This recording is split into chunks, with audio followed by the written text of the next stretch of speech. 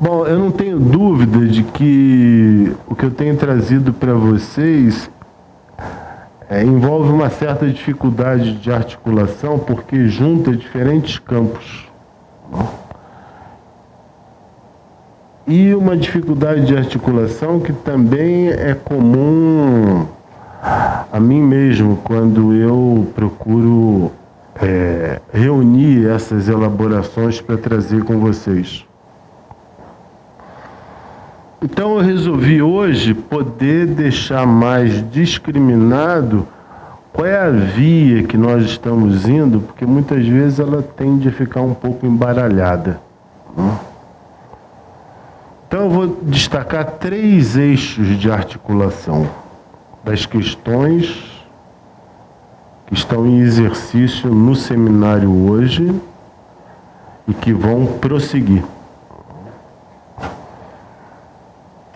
O primeiro eixo de articulação tem como referência o texto do Ittar, A Educação de um Selvagem. Entendendo que esse texto está sendo colocado no mesmo sentido do texto de Freud sobre o presidente Schreber.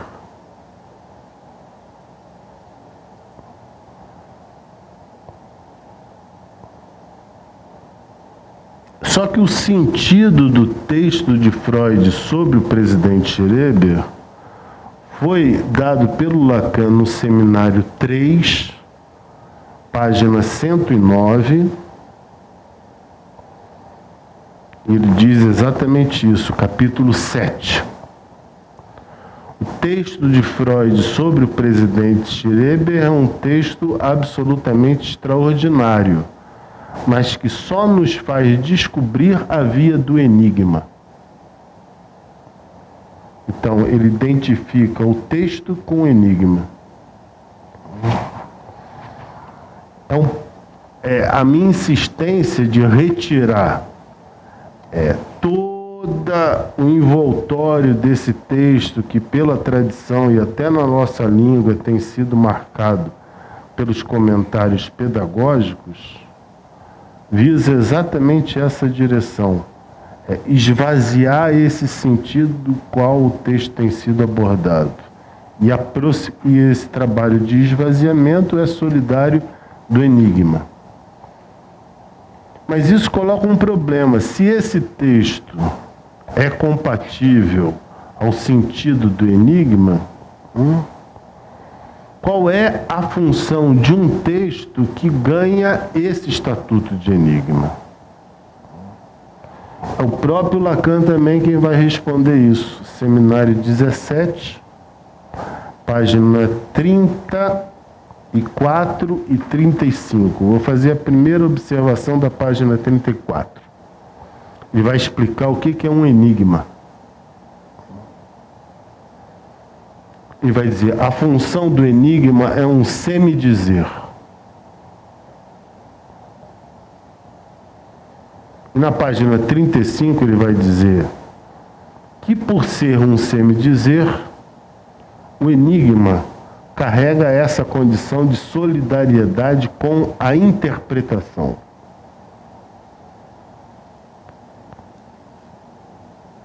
Então, há uma solidariedade entre interpretação e enigma. Entendendo que o enigma não é... Lacan não está falando aqui do enigma no sentido que nós recolhemos pela tradição dos mitos, em que a esfinge, por exemplo, apresenta um enigma para Édipo. Por isso é importante ler essa passagem da página 35, que ele vai dizer o seguinte: é um enigma colhido tanto quanto possível na trama do discurso do psicanalizante. E que você, o intérprete, de modo algum pode completar por si mesmo. Então é alguma coisa que você retira da fala do analisante e que retorna para ele como enigma, porque ele não tinha escutado que ele estava dizendo aquilo. Por isso Lacan vai dizer que ele recolhe sem completar.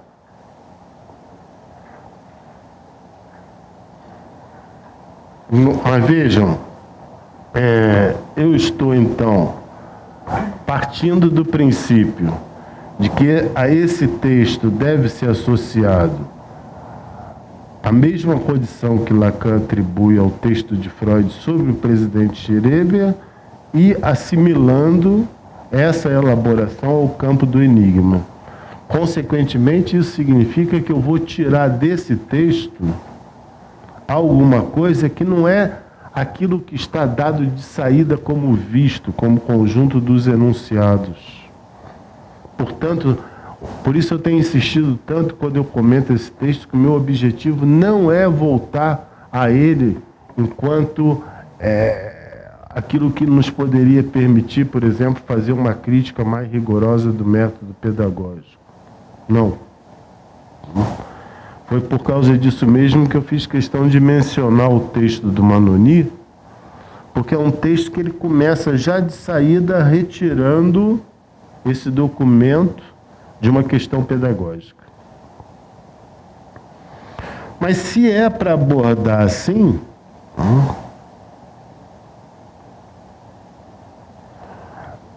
nós precisamos, de qualquer forma, como Lacan diz aqui, em relação à interpretação e à sua solidariedade com o enigma, ele diz: é preciso retomar a autoria do enigma.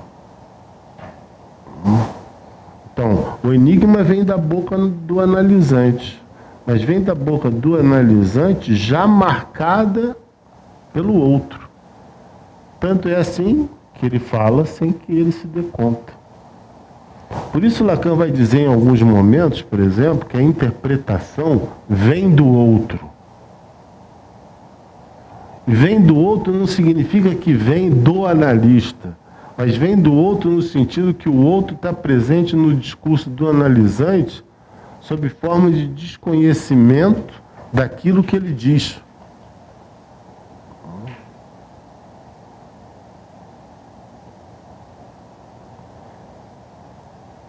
Então, no título, para vejam bem, como nós podemos esclarecer o primeiro sentido desse documento do Ittar, do que se encontra em jogo nele, para além do seu enunciado primeiro, a educação de um selvagem. Eu penso que nós podemos retirar, e eu já falei sobre isso aqui, porque ontem eu revi um seminário que eu tinha dado, é o último que está na internet, onde eu me surpreendi me dando conta que eu já tinha falado disso.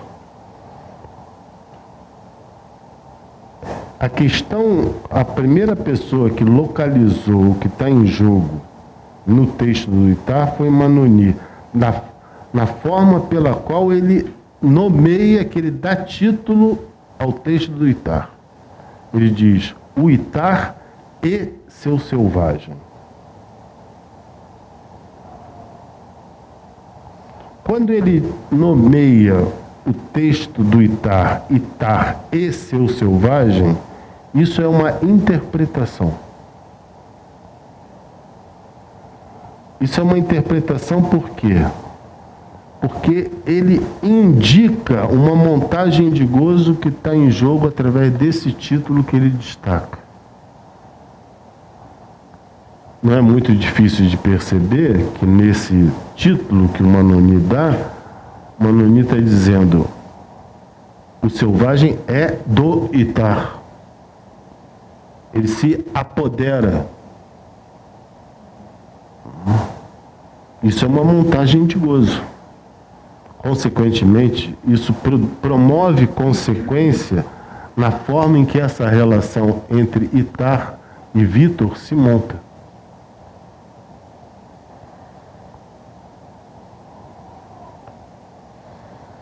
A primeira consequência que nós vamos tirar, então, primeiro eixo de articulação é o documento, o segundo eixo de articulação é poder destacar qual é a montagem de gozo que está em exercício, e quem explicita isso é o título Não o texto, o título do texto do Manuni.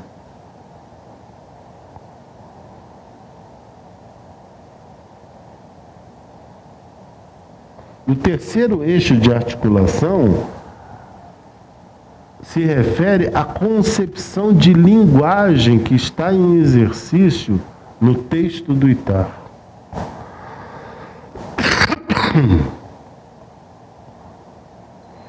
Mas por que nós podemos dizer que um dos pontos que nos interessa no texto do Ittar é a concepção de linguagem depois de ter indicado a montagem de gozo? Exatamente porque nós podemos indicar uma montagem de gozo, isso só é possível a partir de uma concepção de linguagem. Então, eu indico que há uma montagem de gozo nessa posse do Ittar pelo selvagem, que isso determina uma relação, isso determina o modo de promover significação, ou seja, isso determina uma certa concepção de linguagem. Tanto a concepção de linguagem que está em jogo no texto do Ittar, quanto a concepção de linguagem que é a nossa que permite ler essa montagem. O texto do Manuni, ele permite esclarecer qual é a concepção de linguagem que está em jogo no texto do Ittar. Tanto é assim que, em mais de um momento, Manuni diz que para o Ittar a linguagem era um instrumento de expressão das necessidades. Se nós temos uma outra concepção de linguagem, nós precisamos, então, nos valermos dela para poder reler isso e desdobrar outras questões que estão para além disso. É no eco dessas outras questões que vocês podem notar a linha por onde eu estou indo ultimamente, porque para dizer que existe uma outra concepção de linguagem que não atende, que não se sustenta através dessa condição de supor que a linguagem tem uma função instrumental de comunicar necessidades, então isso tem que ter uma fundamentação diferenciada. Essa fundamentação diferenciada que eu venho buscando desde o momento que eu estou visando o desdobramento do tema da voz do significante em direção à letra. Mas como aqui não se trata de um curso sobre letra no Lacan, nem significante no Lacan, mas sim de uma elaboração que vai na direção da questão da voz, volta e meia eu me valho de documentos, de situações, de exemplos, de experiências que me permitem me manter nessa direção. E agora, nesse momento de articulação, eu estou me valendo do texto do Ittar. Isso é muito importante porque de tal maneira nós estamos assim tomados no nosso meio, né? De que então, quando se cita um texto é porque está se estudando aquilo, né? Para muitos é difícil entender que eu não estou fazendo uma retomada do texto do Ittar para retirar as consequências críticas do método pedagógico. Eu não me desviei do meu caminho, eu estou no mesmo caminho, só que agora me valendo desse documento. Só que, ao me valer desse documento, eu procuro tirar o máximo de consequência dele possível. Por isso mesmo, nós vamos começar o ano que vem com uma jornada de sábado, vai ser um sábado, primeiro sábado de março, em que nós vamos retomar o texto do Ittar, nessa mesma concepção que eu estou tocando aqui, já na via da voz, do objeto, da letra e do significante.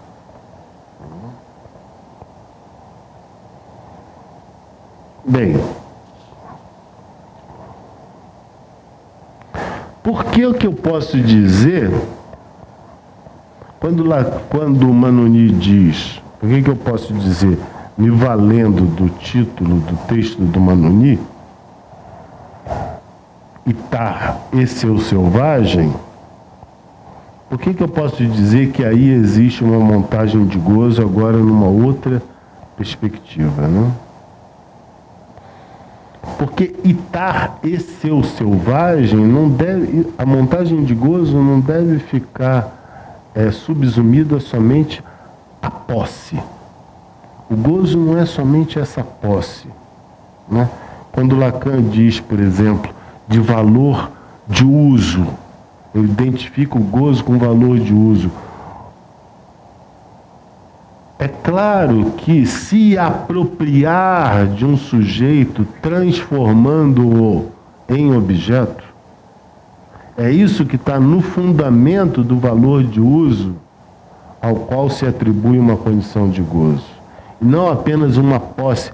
O gozo não é de ter o controle sobre a pessoa, seu dominador, seu tirano.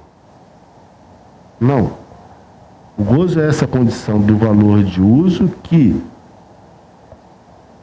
transforma o sujeito em objeto. Mas a transformação do sujeito em objeto, ela tem um efeito.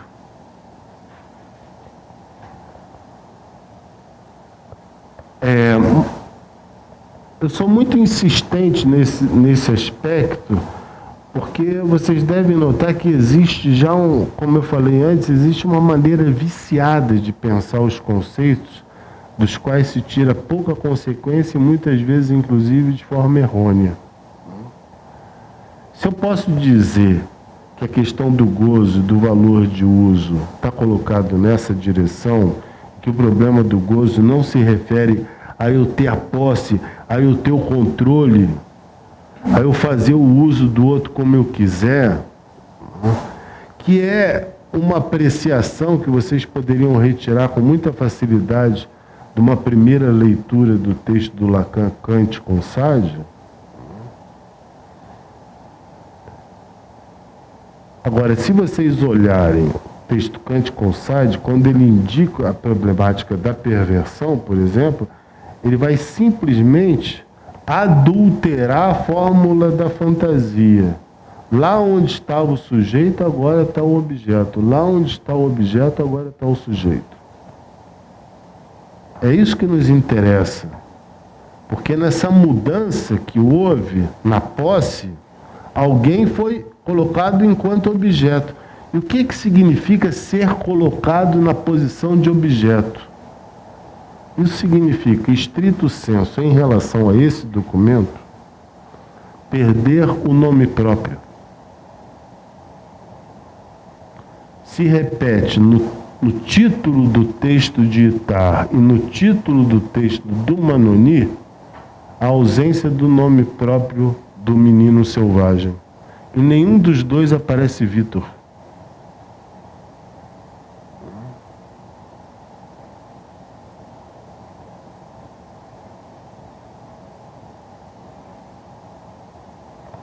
Para que vocês possam ter uma ideia disso, o Itar, nos dois relatórios que ele apresentou ao ministro do Interior, o primeiro, para conquistar o direito de cuidar do jovem, e o segundo, com o objetivo de renovação da verba que ele tinha, para continuar. Só que esse último já foi praticamente ao final dos cuidados dele sobre o Vitor. Para vocês terem uma ideia da subtração, dessa consequência da retirada do nome próprio, que pode ser lida desde essa direção que eu estou indicando. O primeiro relatório se chama Da Educação de um Homem Selvagem ou dos Primeiros Desenvolvimentos Físicos e Morais do Jovem Selvagem do Aveyron. O segundo, relatório feito a Sua Excelência o Ministro do Interior sobre os novos desenvolvimentos e o estado atual do selvagem do Aveyron. Ora, não esqueçam o seguinte, que nesse segundo relatório ele já tinha nomeado o menino como Vitor.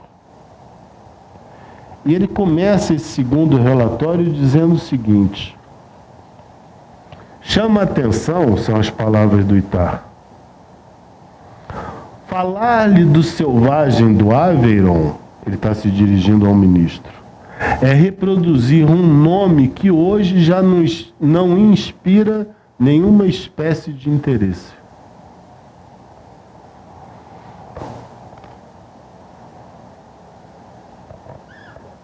Então, a primeira condição que nós temos de indicar essa condição de gozo, uma instrumentalização do gozo de forma a objetificação do sujeito, isso implica a rasura do nome próprio. E a gente pode dar provas disso, como eu estou dando aqui para vocês. Mas por que a gente pode dizer isso? Porque o nome próprio, ele está na dependência da abordagem do sujeito na sua relação com o falo.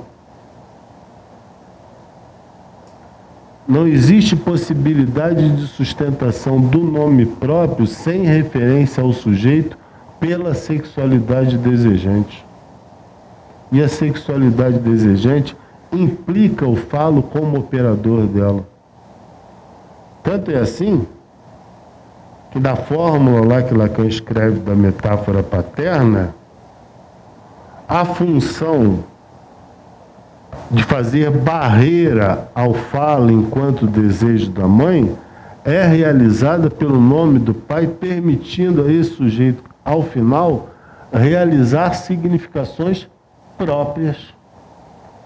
Ou seja, a partir de uma posição diferenciada do desejo da mãe.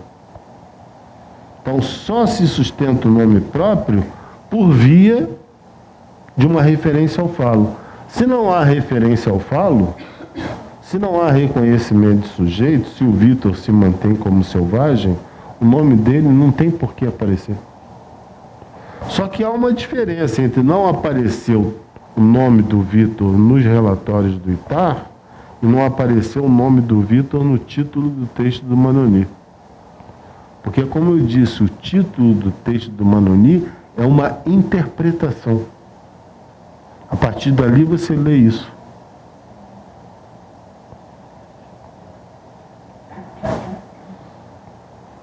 Há um outro desdobramento possível também nesse título do Ittar e seu selvagem. À medida em que nós estamos introduzindo a questão do desejo, nós podemos dizer que a Ittar tem um desejo selvagem, o desejo selvagem de Ittar.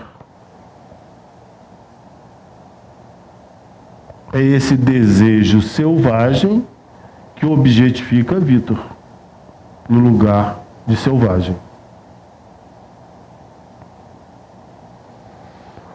Agora, para que isso não fique apenas como uma alegoria, né, para que a gente possa entender o que é um desejo selvagem indicado ao lado do Ittar,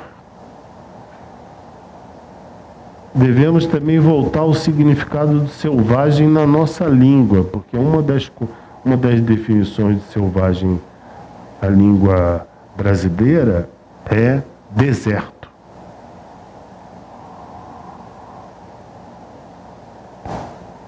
Então, esse desejo selvagem é um desejo que desertifica o outro. Agora eu acho que começou a ficar frio, né? Estou sentindo até aqui, Francisco.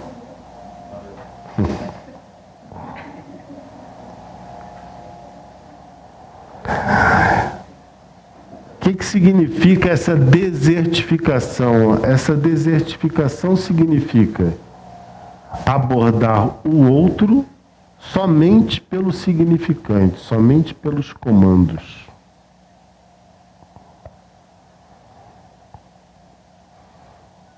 Por isso mesmo que o Ittar não tem a menor condição de reconhecer a menor presença de sexualidade no Vitor. Porque ele só aborda o Vitor por via dos comandos, de um método pedagógico sem sujeito.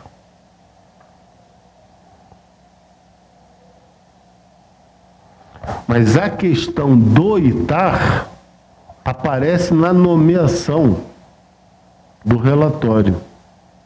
Por quê? Porque lá onde existe Vitor, ele encontra a questão dele, que é selvagem. Quando ele chama, quando ele mantém o Vitor enquanto selvagem, o que ele está reencontrando, na verdade, é a própria questão dele invertida vindo pelo menino. Porque o selvagem é ele, é o desejo dele.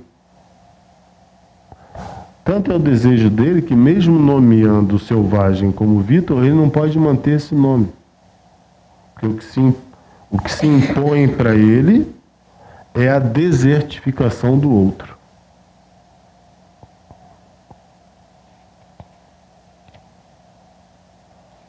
Eu estou indo bem passo a passo para que vocês possam acompanhar a ligação desses eixos de articulação. Não, me deixa para o final, porque eu preciso seguir essa sequência, tá?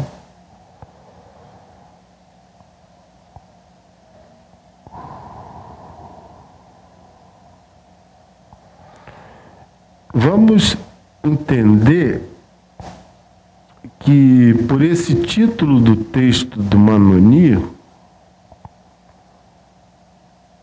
isso já vai começar a nos aproximar do que estamos trabalhando ultimamente. Essa montagem de gozo que o Manoni destaca pelo título do texto é uma montagem de gozo através de uma interpretação que vem pela escrita.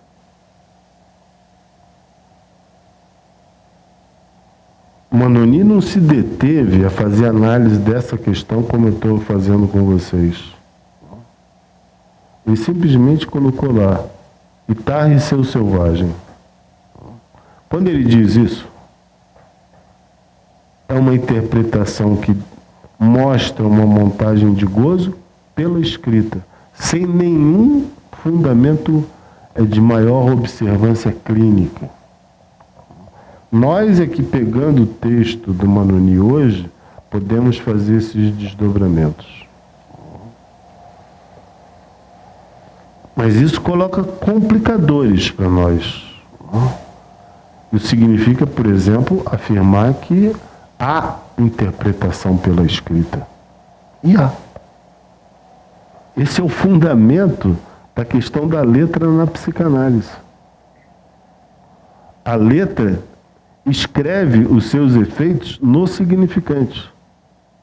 Por isso que quando o sujeito fala, por exemplo, faltando uma letra, algo ali se escreveu e se faz audível.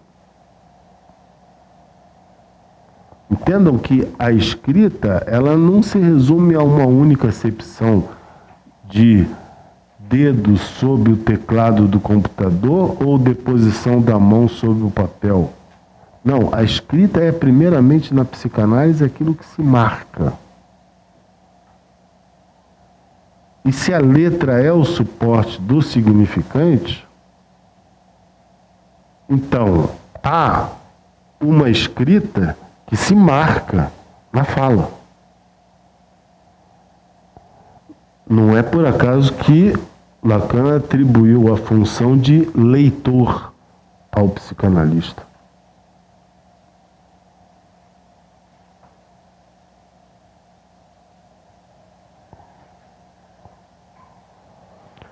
Tanto de leitor quanto de decifrador. Todas as duas atividades são atividades que remetem a texto escrito.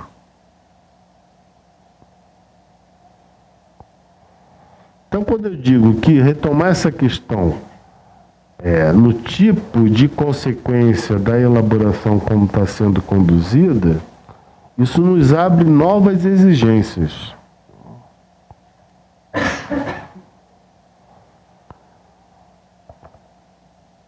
Porque é verdade que o título do texto do Manoni é uma interpretação e revela uma montagem de gozo, mas por causa disso mesmo, é um título que tem uma limitação. Porque é um título que mostra uma situação. Ele não desdobra essa situação.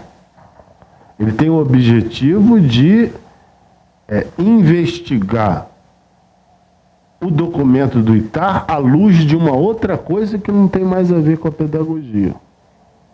Tanto é que ele faz diferentes interrogações à forma de associação dos analistas e é o tipo de devoção a uma doutrina, que é aquilo que nós recolheríamos em estado bruto no tratamento dispensado pelo ITAR ao Vitor. Quer dizer, essa surdez do ITAR ao Vitor é efeito da devoção do ITAR a uma doutrina do Condillac, que é organizadora do seu procedimento. Mas se nós queremos retirar consequência disso, não apenas para ficar dando devido destaque ao texto do Manani, é preciso, entre o ITAR e o Vitor, introduzir outros dois elementos, que é a voz e a escuta, a divisão e o reconhecimento.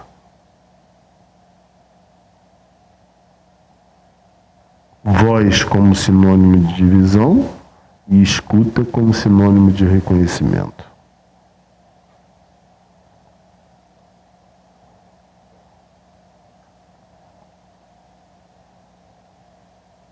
Qual é a primeira consequência que se pode retirar da inclusão desses dois termos junto a ITAR e Vitor? É a função primordial que a pulsão invocante encontra no tratamento de um sujeito, na escuta de um sujeito dispensado a outro. Se nós nos detivermos ao texto do ITAR e ao tratamento que ele dispensou ao Vitor, o que nós recolhemos? Que não há reconhecimento e não há voz.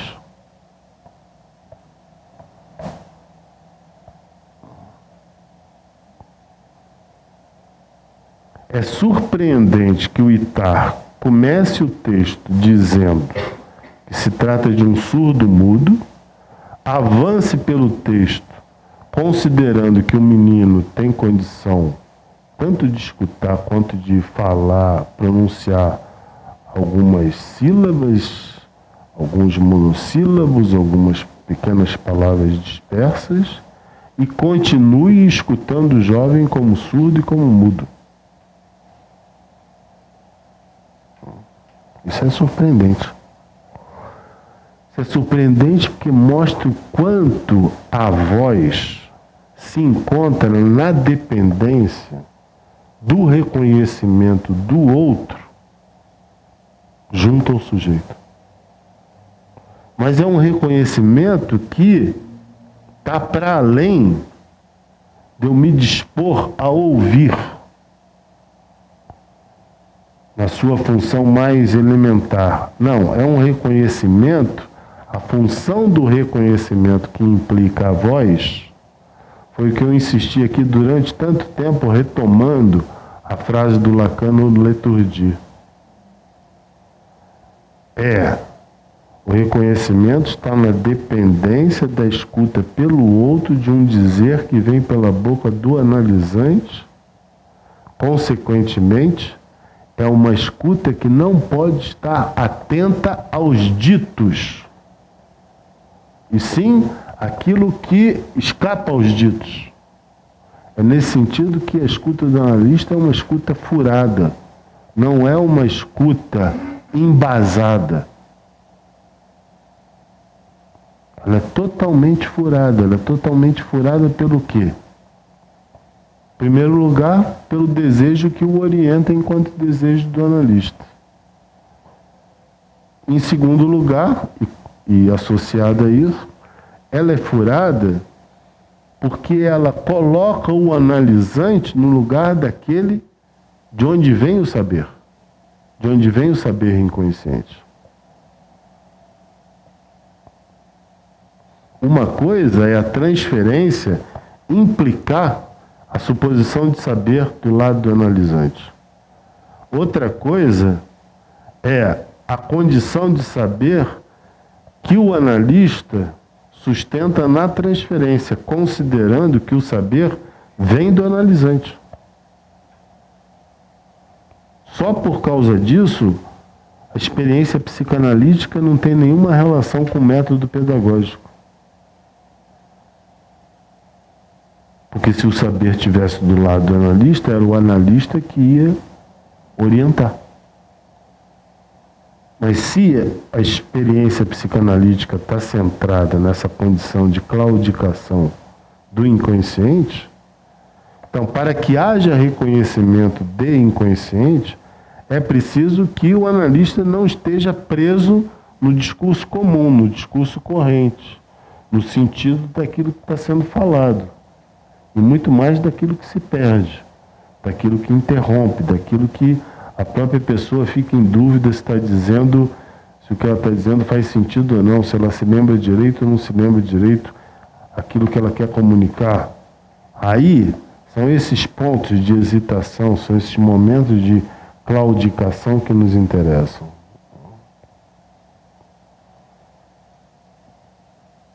Então, a condição de reconhecimento do analista junto ao sujeito, enquanto alguém suscetível à produção de dizer, é isso que confere voz do lado do analisante pelo analista.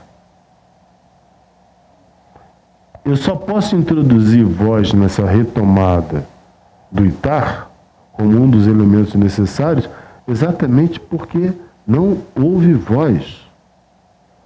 Não houve voz não é porque o menino não falasse, mas porque tinha um que não escutava. Então, retomar dessa forma nos permite avançar de como nós consideramos a questão da voz a partir de uma experiência inteiramente, a princípio, longínqua do nosso campo de experiência.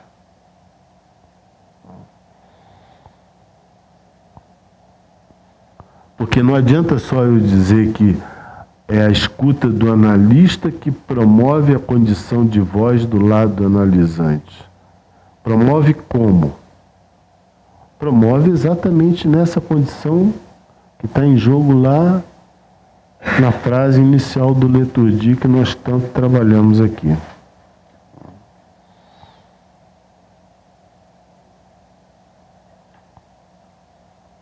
Uma extensão suplementar disso permite dizer que retomar as coisas dessa forma permite também o agenciamento de um tipo de política. Por quê? Por que uma política? Porque reintroduz a voz do lado do sujeito, isso é política. Fazer com que o inconsciente seja escutado, isso é política. Pelo menos esse é o sentido que eu atribuo à frase do Lacan no Seminário 16, quando ele diz: o inconsciente é a política. Mas o inconsciente é a política como? Na medida em que ele é escutado. E é reenviado ao analisante para que ele possa, se valendo disso que vem pelo analista, tecer outros laços, mudar de posição, realizar outras ligações. Consequentemente, isso é mudar a posição no laço social.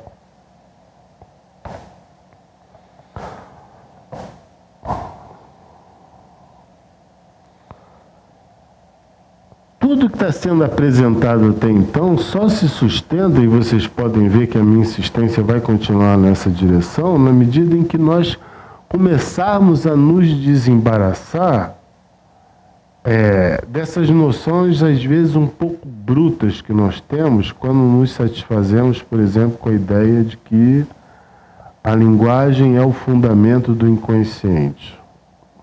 A linguagem é o cerne da nossa prática. Tudo isso é verdade. Só que não há possibilidade de sustentar linguagem no sentido onde falta um significante sem que haja alguém que se disponha a isso, no caso, o analista. Quando eu começo a considerar a introdução da dinâmica da experiência analítica nesse conjunto de princípios, eu sou levado a não me satisfazer mais, por exemplo, de que o analista ocupa o lugar do outro. Bom, ele ocupa o lugar do outro, mas ele ocupa o lugar do outro como? Sendo suscetível necessariamente a uma surdez. E sendo suscetível necessariamente a uma surdez, é que ele vai poder estar aberto de tempos em tempos para poder reconhecer alguma coisa que comparece do lado do analisante como voz, como dizer. Porque não há possibilidade do analista escutar tudo. Só que entendam, a surdez é condição necessária para a escuta do dizer.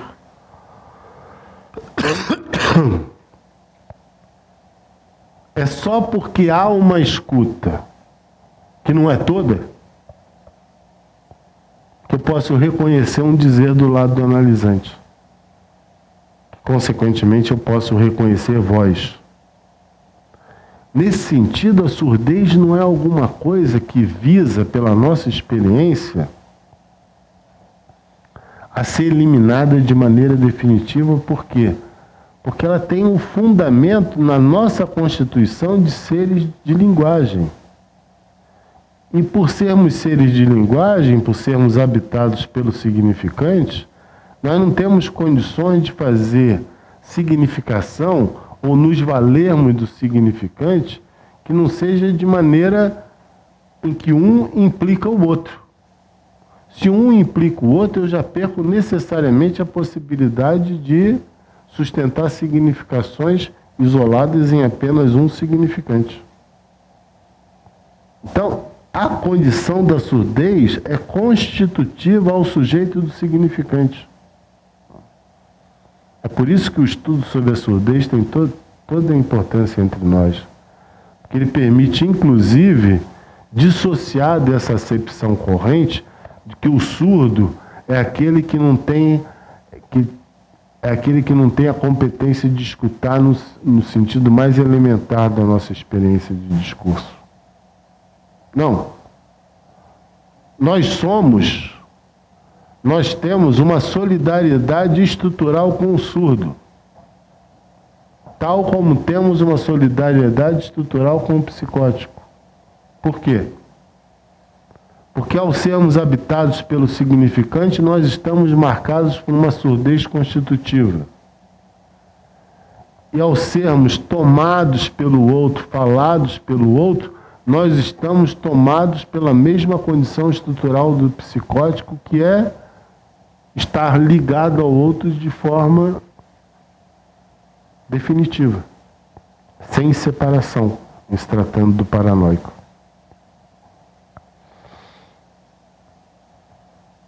Só que para poder fazer afirmações como essa, eu estou me orientando a partir de uma concepção de linguagem que é solidária à nossa prática. E essa concepção de linguagem é uma concepção de linguagem que se sustenta na referência da divisão do sujeito pela letra e pelo significante.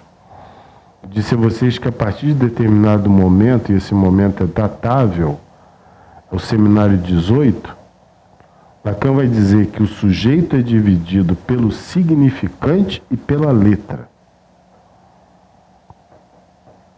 Antes ele dizia que o sujeito era dividido pelo significante.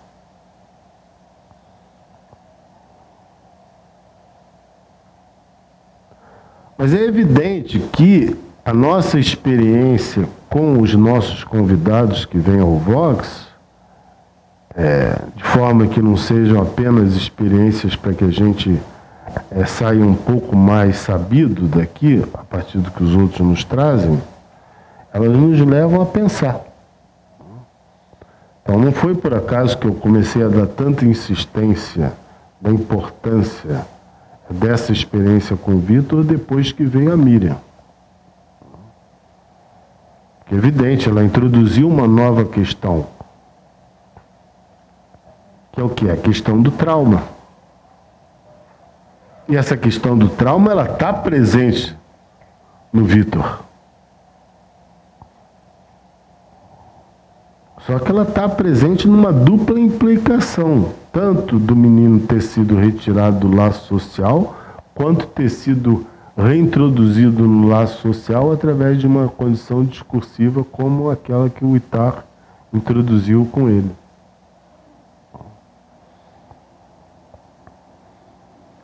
E eu disse também que essa importância de retomar a noção de trauma, por que a noção de trauma nos interessa no que se refere à experiência do Ittar com o Vitor? Porque nós não podemos simplesmente chegar aqui e dizer, bom, isso é uma experiência traumática porque um menino foi separado da civilização aos 5 anos de idade, ficou sem falar, ficou sendo tratado por animal. Então o trauma é uma espécie de sinônimo da nossa compaixão. Não. Por isso que o trabalho da Miriam tem importância para pensar as questões. Ela coloca, por exemplo, um curto-circuito no eixo do endereçamento. E nós podemos notar isso no Vitor. Ele tem um curto-circuito no endereçamento, quer dizer, ele não consegue se endereçar ao outro. Ainda que ele faça a presença das suas questões junto ao Ittar. Mas ele introduz algo muito interessante, porque essa condição de endereçamento que vem prejudicada devido à sua retirada do convívio social, ela só pesa tanto porque tem alguém que o escuta também de maneira desertificada.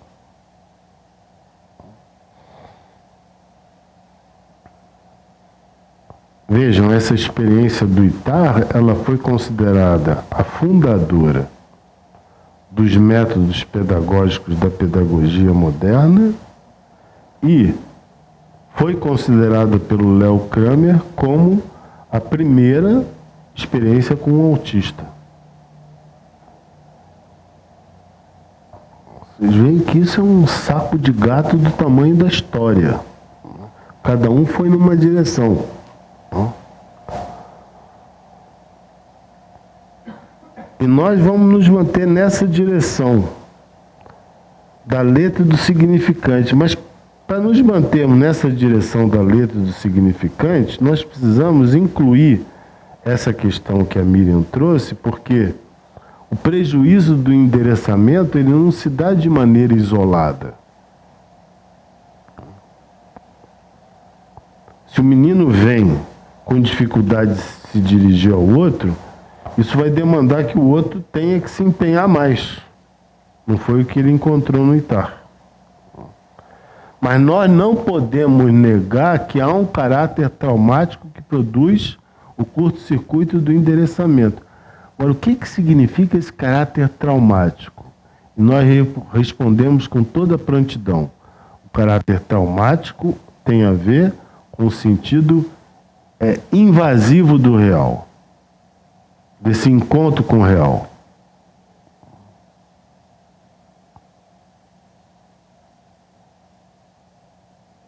Só que isso não é tão fácil assim de explicar.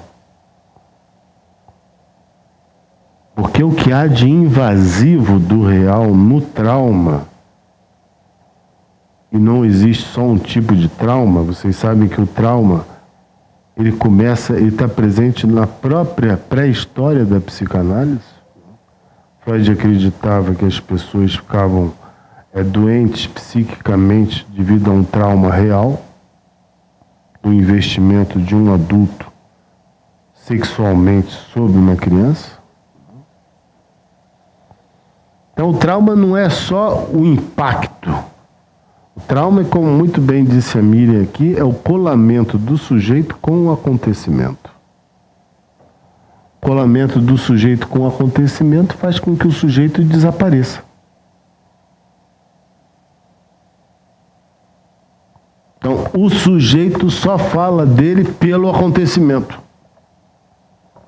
Acabou a subjetividade. Por isso que, no artigo que eu recomendei para vocês a leitura da Colette Soler, ela dá uma indicação preciosa, mas também problemática. Preciosa por quê? Porque ela diz que a estrutura do trauma é solidária da foraclusão. Por quê? Porque o sujeito desaparece. Ele é contado pelo outro, tal como na psicose.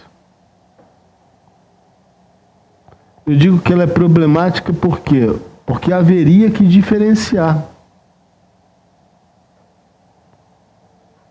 o trauma, aonde se produz uma psicose, um efeito de desencadeamento, e um trauma aonde o sujeito se conta pelo acontecimento numa estrutura compatível para o entendimento da experiência, sinônima à psicose, mas que não pode ser nomeada como psicose porque o sujeito retorna.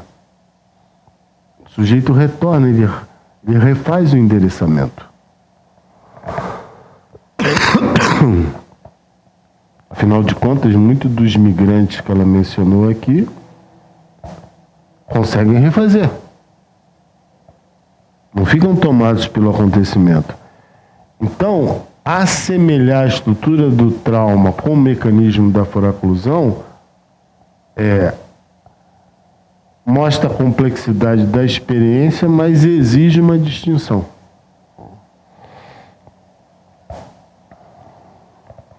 Um outro ponto que tem muita proximidade com isso que nos interessa avançar, principalmente a partir da letra e da sua incidência pelo real, já que Lacan coloca bem claramente lá na lição de Liturrater, isso vai, diz até de maneira jocosa, isso vai ajudar vocês. A letra do lado do real e o significante do lado do simbólico. O problema quando nós identificamos o real com o trauma, nós estamos dizendo a seguinte coisa, que o real é aquilo que faz um impedimento, no sentido de que coloca um limite ao simbólico. Por quê? Se o trauma é aquilo que promove o colamento do sujeito com o acontecimento, ele perde a condição de simbolização. Então, o trauma, enquanto real, ele coloca um limite ao simbólico, ao funcionamento simbólico. Então, diante do real, o simbólico não funciona. Diante do trauma, o sujeito perde a palavra.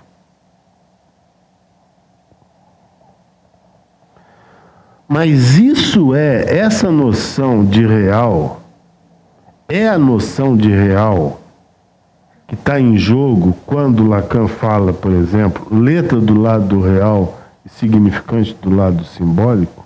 Não.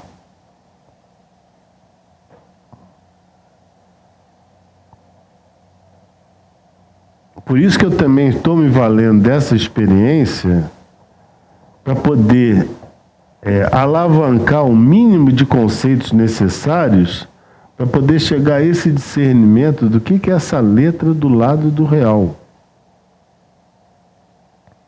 Mas a partir dessa experiência. Porque meu objetivo aqui, como eu disse, não é ficar dando um curso sobre a letra e o significante. Então vou me valendo de recursos. Por isso mesmo eu introduzi um conceito canônico do Lacan, que se repete exaustivamente a partir do texto A Terceira, onde ele diz: o real é o impossível.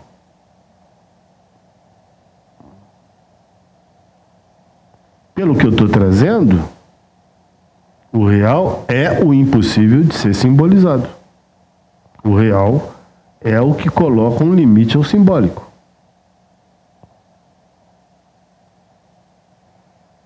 Mas eu também introduzi essa noção de real pelo lado da lógica. No seminário anterior, e dizendo que era uma primeira apresentação do real.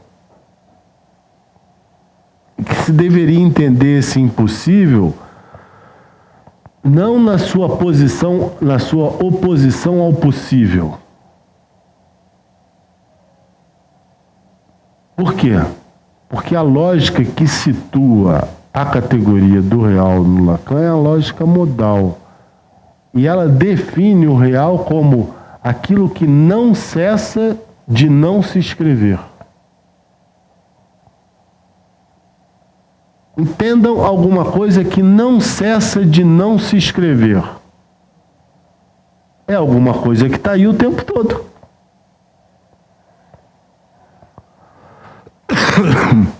Está aí de forma fugidia. Está aí insistindo, mas nunca se escrevendo por inteiro. Tem uma positividade, está aí. Não tem como domar, isso se impõe. O possível já é outra coisa. O possível é aquilo que cessa de se escrever. Alguma coisa que cessa de se escrever, ou seja, que se escreve, ela implica numa simbolização primeira. Sem haver simbolização, não há condição de escrita. Então, uma está na condição de não se escrever, a outra está na condição de se escrever. Só que essa condição de não se escrever não é alguma coisa que nem por causa disso não existe. O impossível do real não é o inexistente. Que quanto mais ele não cessa de não se escrever, mais ele insiste. Facilitem o entendimento disso como o não cessa de não se escrever do real pelas 3 profissões impossíveis do Freud. Essas 3 profissões não existem? Ao contrário, elas existem, e muito. Psicanalizar, educar e governar. Está cheio. É o que mais existe.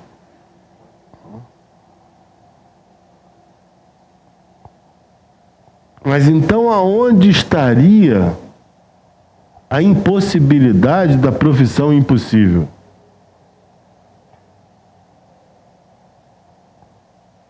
A impossibilidade da profissão impossível está no sentido de supor que existe uma maneira de formalizar essa profissão, de codificar, de ser de fato uma profissão. O que há de impossível é tornar essa profissão profissional. Porque se vocês forem ver bem, vocês vão notar que tanto psicanalista, quanto político, quanto educador, não precisam de educação formal. Você pode ser político sem ter estudado. Você pode educar sem ter estudado.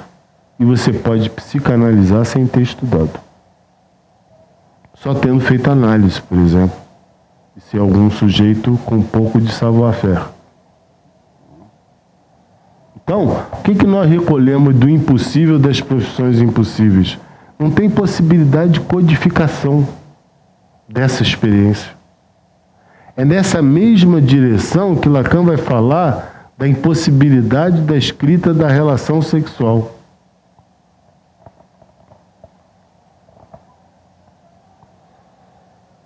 Ele não colocou lá as fórmulas da sexuação? Por que aquilo não significa que a relação sexual é escritível? Porque mesmo que vocês juntem aquilo, não dá um. Se mantém lado da posição feminina e se mantém lado da posição masculina. Então, o real, nesse sentido, a gente passa a uma outra definição de real, que é aquilo que impossibilita a marcha. Lacan diz, o real é aquilo que não anda, é aquilo que faz oposição. É aquilo que funciona mal. É o sexo, ele diz, é o que funciona mal.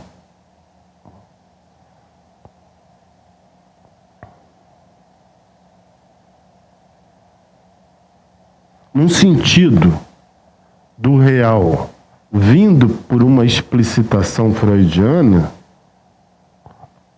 da onde é que nós apreendemos na nossa experiência de seres de linguagem, qual é o nosso primeiro contato com o real? Através da castração materna. O real é o real da castração materna. Porque ele é o inassimilável. O sujeito com aquilo ali, ele só tende a se virar, ele muda de posição, ele recobre pelo fantasma. Mas lidar com aquilo ele não lida. Ele lida na medida em que ele monta uma outra coisa. Mas aquilo se torna impossível de simbolização. Aquilo muda ele de posição.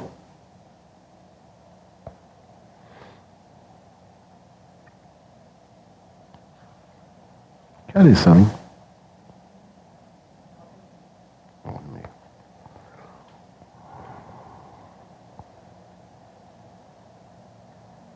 Então, e por que eu estou tão interessado de retomar a contribuição da presença da Miriam? Porque ela me facilitou, por exemplo, permitindo que eu entrasse com essas depurações e até um avanço da elaboração sobre o trauma e outras questões que nós vamos ter mais adiante, mas já não no interior do seminário. Porque na medida em que eu me valho disso que veio dela pelo trauma, e o trauma está presente na experiência coitar, do menino de Aveyron, isso me leva a ter que repensar algumas categorias de forma que eu possa esclarecer esse sentido que está no fundamento da nossa concepção de linguagem, que é, de maneira bem grosseira, viu? Simbólico para o significante e real para a letra. Digo de maneira bem grosseira porque isso não tem nenhum caráter de explicação definitiva no Lacan. É um recurso de formalização. Já no seminário 3, Lacan tem uma frase que ele termina uma das lições, em que ele mostra que ele fala da paz do anoitecer, aonde ele fala com muita clareza que o significante vem pelo real. Então essa repartição, letra do lado real, significante do lado simbólico,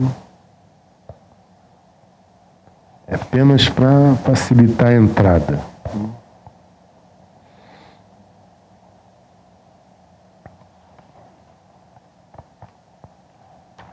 Estou com um certo probleminha na garganta, então eu vou deixar vocês começarem a fazer. Eu queria assim.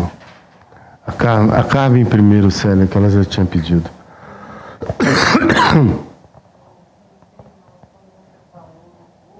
Em relação a Sade, etc.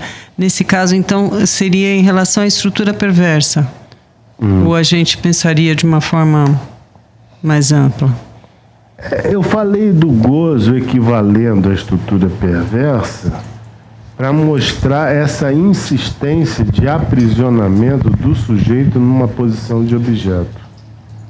Mas existem tipicidades, porque o sujeito pode estar aprisionado na posição de objeto pelo lado da perversão e pelo lado da neurose. Pelo lado da neurose, na medida em que ele insiste repetitivamente na busca do objeto incestuoso. E, do lado da perversão, no que ele consente em abrir mão da sua condição de sujeito do inconsciente para ficar inteiramente a serviço do chicote do outro. Mas ela é valiosa porque ela permite indicar que o fundamento do gozo é, como bem disse o Lacan, obrigado, bem disse o Lacan no seminário 17, tem a ver com esse valor de uso.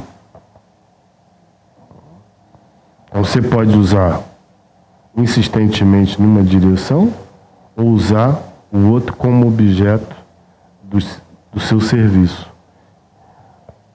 Considerando que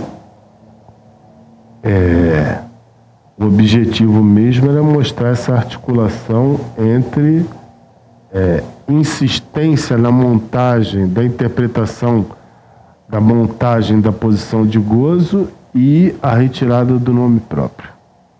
Fala, Sara. Isso que você estava falando no final do seminário 3, a gente pode dizer que o significante cria o real?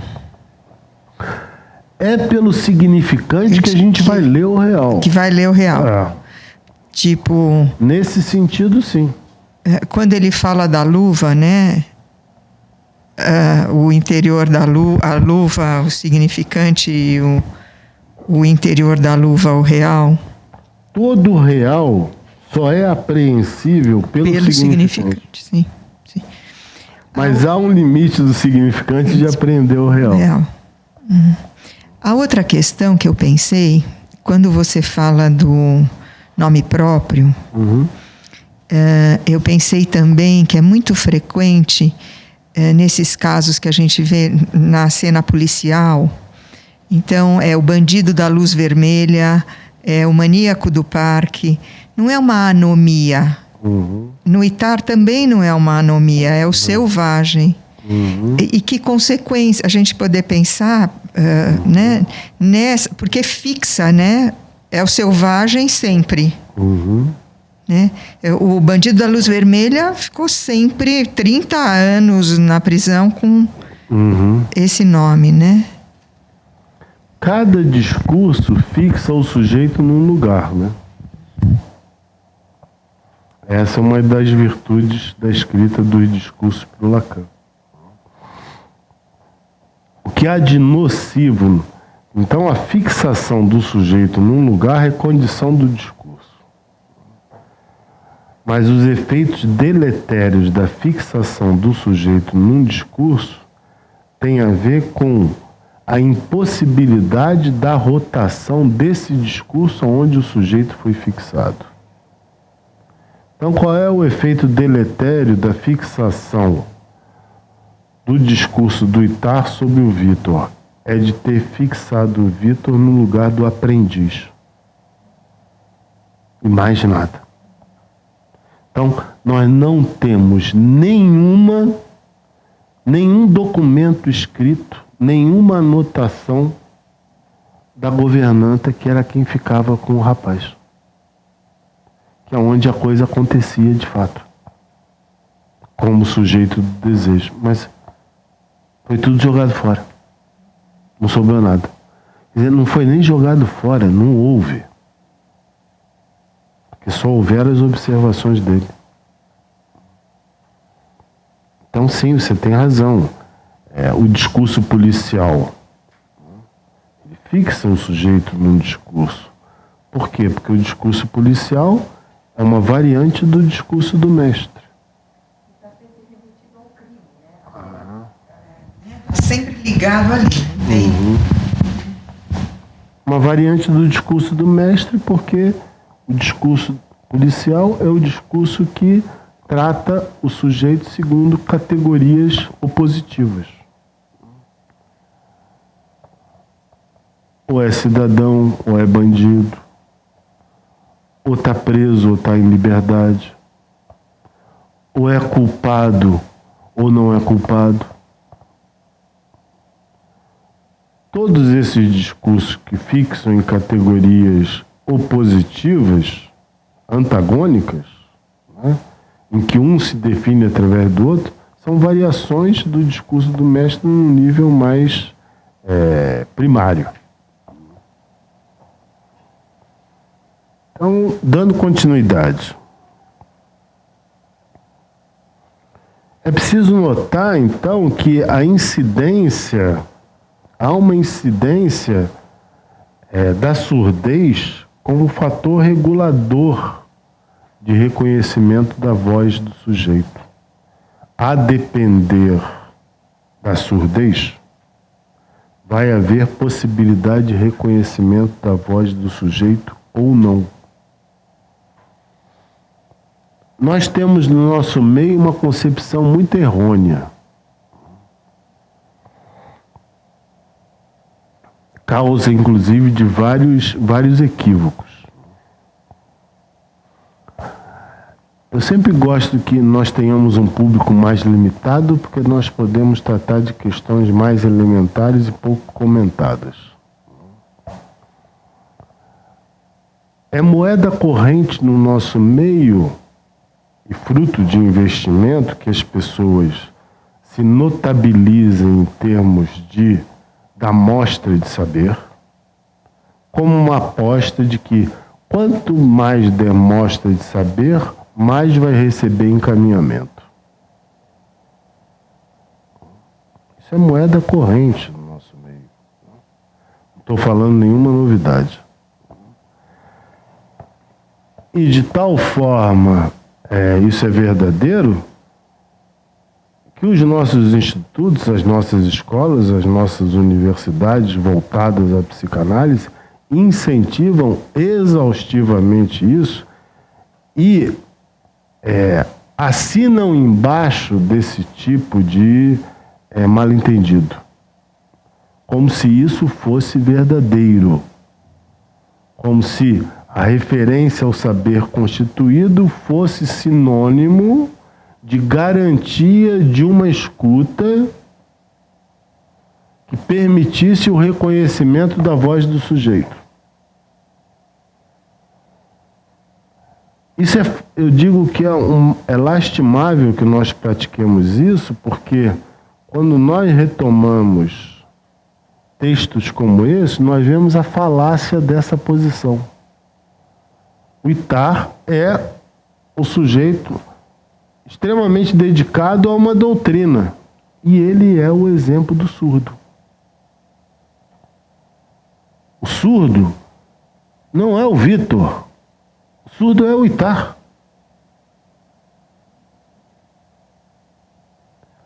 Mas aqui nós temos uma questão delicada, por quê? Porque é como se, ao tocar nesse assunto, então nós estivéssemos apostando na ignorância como melhor meio para escutar os outros. Não. O nosso problema é que nós nos fixamos numa aposta de reconhecimento que é sinônimo de surdez. E vocês sabem, tanto quanto eu, que isso é a fonte dos maiores mal-entendidos, porque depois existem uma série de desautorizações nocivas também e críticas, que também não são incomuns no nosso meio, em que as pessoas são taxadas de é muito bom de teoria, mas é uma besta na clínica. Isso se fala dá com pau. Quando nós retomamos textos como esse, nós somos levados a ter que nos interrogar sobre essas questões. Eu gosto muito de começar introduzindo, e para finalizar o seminário de hoje, quer dizer, vou ainda dar um passozinho, introduzir uma maneira como o Alain de Dievaio coloca essa questão.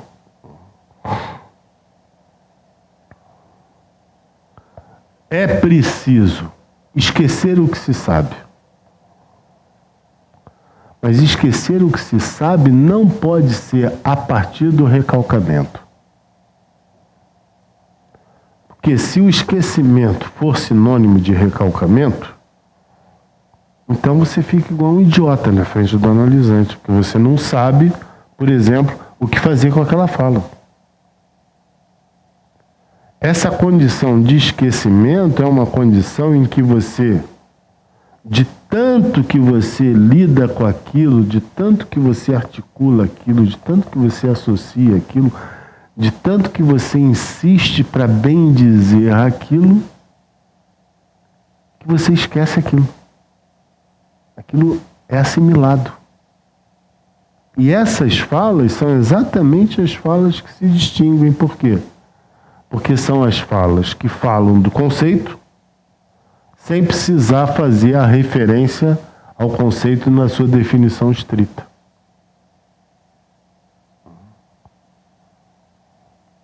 Mas aí nós temos um problema que é o seguinte: a comunidade analítica, através das suas instituições necessárias, ela faz objeção a esse tipo de discurso. Por quê? Porque é um discurso que não faz instituição. O discurso que faz instituição é o discurso do surdo. Afinal de contas, existe um método pedagógico para surdo, por quê? Porque existe instituição para surdo. Haver instituição para surdo e discurso que mantém surdez é condição das instituições. Eu não estou falando nenhuma novidade. Isso é um fato. Como é que se vai montar uma instituição se as pessoas não tiverem o objetivo de compartilhar um discurso em que elas possam trocar? Elas têm que ter um saber que elas universalizem em algum lugar. Porque se a instituição não tiver essa finalidade, vai ter que ter um outro tipo de recurso. Por exemplo, como nós aqui temos, o Vox não é uma instituição? É uma instituição. Como é que resolve parcialmente isso? Não se tornando tão público assim. Não enchendo isso aqui de estudante, que vai ficar demandando curso. Então é preciso contar com outro público. Porque se a gente for fazer massa, a gente vai cair nisso. Não tem como. Se quiserem criar alternativas diferenciadas para a surdez, tem que criar outro tipo de laço. Eu disse que iria dar mais um passo. E esse passo vai na direção de mostrar que esse real como impossível, que eu espero que vocês estejam começando a se familiarizar. Lacan vai chamar isso de sintoma. Conferência da Terceira, ele diz: chamo de sintoma o que vem do real.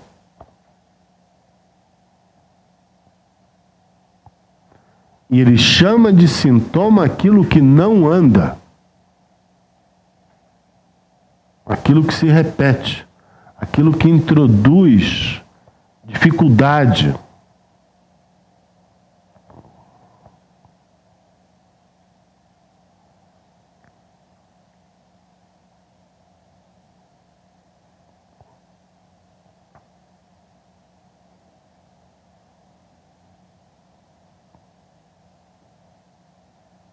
Mas só que aqui é preciso entender de uma maneira dupla. Ele chama de sintoma o que vem do real enquanto sinônimo daquilo que não anda, enquanto sinônimo da repetição, tanto quanto ele chama de sintoma aquilo que vem do real, no sentido que se repete num sujeito, fazendo com que ele sustente o estilo dele assim. Um dá voz àquilo que não anda. Outro dá voz àquilo que sustenta. São as duas noções de sintoma. O segundo é com TH. O primeiro, aquilo que não anda. A repetição freudiana. O automaton. E o outro, o sintoma com TH. É o que dá sustentação a um sujeito. É o sujeito que se apresenta sempre assim. Joyce, por exemplo, sempre escritor, sempre escrevendo.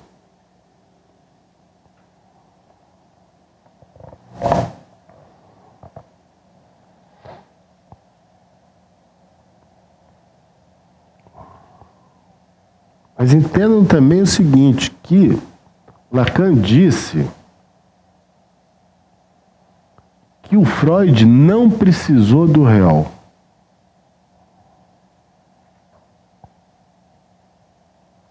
O inconsciente freudiano não precisou do real. E que esse real, ele diz que é a invenção dele, Lacan. Por quê? Porque o real freudiano está assimilado na cadeia significante, como repetição significante.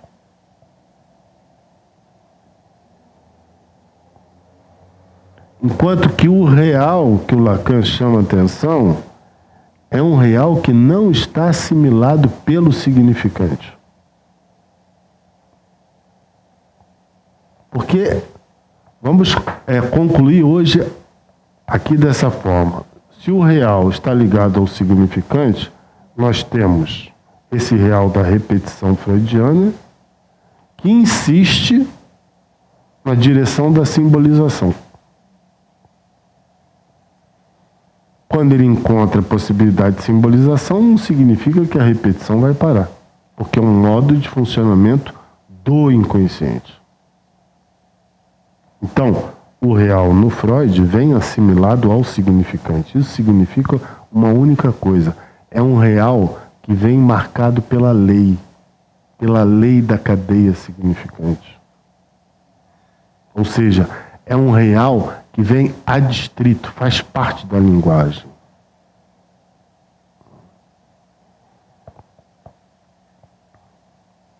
Mas quando há um real que não vem pela cadeia significante. Exemplo máximo do real que não vem pela cadeia significante, eu dei aqui no seminário passado, é o real dos traumas da natureza. As catástrofes naturais. Há um outro real que vocês já devem ter visto, ou espero que não tenham experimentado, passado perto. Vocês estão numa tempestade. Estão andando na rua. De repente, cai um fio de alta tensão. Por que ninguém passa ali? Porque não se sabe para onde o fio vai.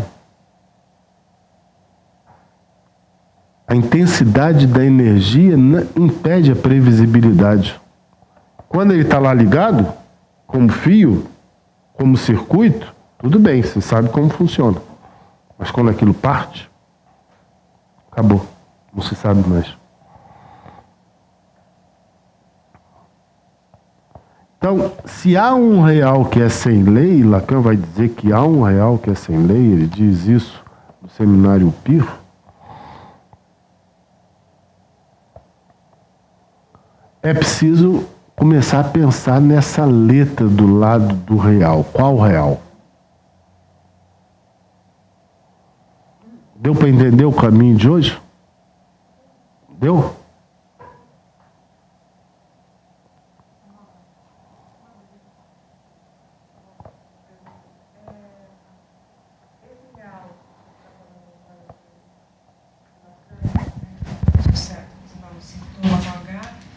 É o real que dá sustentação ao sujeito. Tem alguma relação com o sujeito quando aparece no intervalo entre os significantes na cadeia? Eu vou explicar. Foi boa a pergunta, que é o seguinte: o real que dá sustentação pelo santome, quer dizer, quem dá sustentação ao real é o santome. Mas o santome, por ele ser uma atividade repetitiva no sujeito, como pegando Joyce, por exemplo, o que o santome faz? O santome dá uma reparada lá onde o ego dele não se sustenta uma relação com a imagem. Então, a atividade da escrita vai permitir esse efeito de reparação. Então, Joyce é um condenado à escrita. Ou seja, ele é um condenado a sustentar uma posição da qual ele consegue se livrar da psicose. Obrigado. Porque Joyce não é psicótico, no sentido lacaniano não é. Então ele dá sustentação ao real assim. Mas ele, quando dá sustentação ao real assim, a maneira como ele lida com o significante é diferente.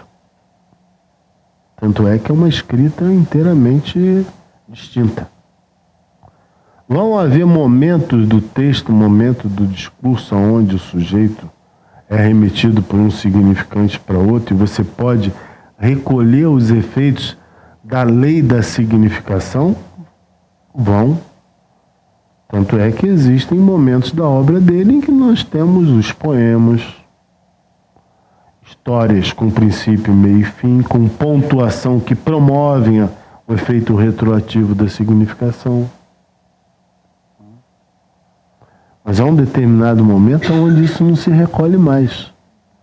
Em outros sujeitos, você já tem um efeito invasivo do real sem lei de tal forma que ele coloca um limite a esse real. A função dele é ser o servo do real. Exemplo emblemático, Arthur Bispo do Rosário. Ele o que é? Ele é um servo. Ele tem uma missão na Terra. Aquilo é o santome dele. Mas aquilo acaba com ele, porque é sem lei.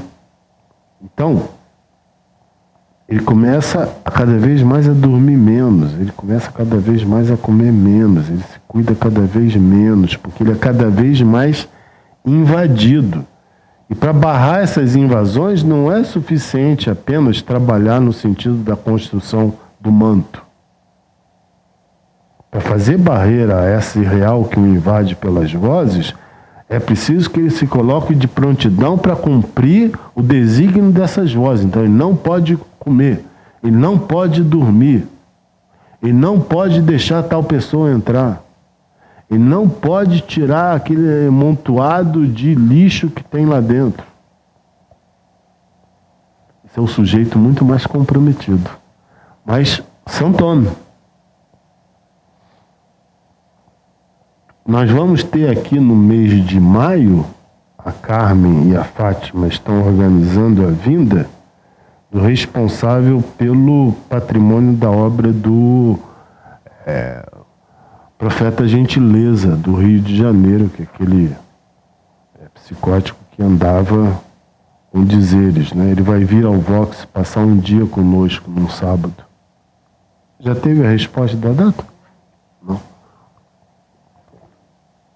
O que a gente vê no Gentileza? A gente vê também uma missão. É o cara que tem a missão de transmitir aos homens que a gentileza gera gentileza. E que não pode haver obrigação quando se recebe alguma coisa. Só se pode dizer muito obrigado.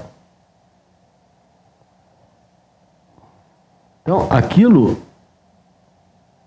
é uma solução. É um santome. Ele é o profeta que vai trazer a mensagem para os homens e precisa circular por onde houverem homens. Então você vai ler lá algumas das frases dele no Viaduto do Caju, você vai ver que tem coisa que liga, tem coisa que não liga.